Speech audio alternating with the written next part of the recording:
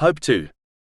In a long divine narration found in Sahih Bukhari, number 7405, Allah, the Exalted, advises that he acts and treats his servant according to their perception of him. This means if a Muslim has good thoughts and expects good from Allah, the Exalted, he in turn will not disappoint them. Similarly, if a person harbors negative thoughts about Allah, the Exalted, such as believing they will not be forgiven, then Allah, the Exalted, may act according to their belief. It is important to note, there is a vast difference between true hope in Allah, the Exalted, which this narration refers to, and wishful thinking.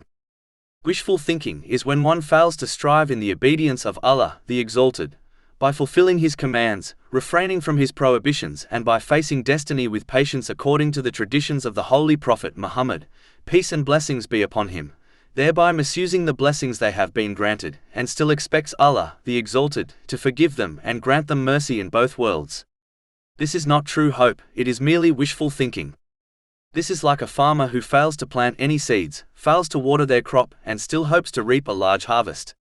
True hope is when one strives to obey Allah, the Exalted, and whenever they slip up, they sincerely repent and then hope for the mercy and forgiveness of Allah, the Exalted.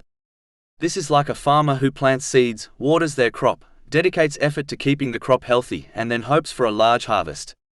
The Holy Prophet Muhammad, peace and blessings be upon him, has summarized this explanation in a narration found in Jami'a at-Tirmidhi, number 2459.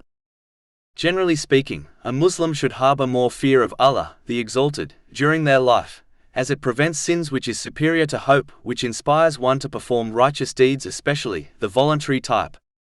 But during periods of illness and difficulty, and especially at the time of death, a Muslim should have nothing but hope in the mercy of Allah, the Exalted, even if they have spent their life disobeying Him, as this has specifically been commanded by the Holy Prophet Muhammad, peace and blessings be upon him, in a narration found in Sahih Muslim, number 2877.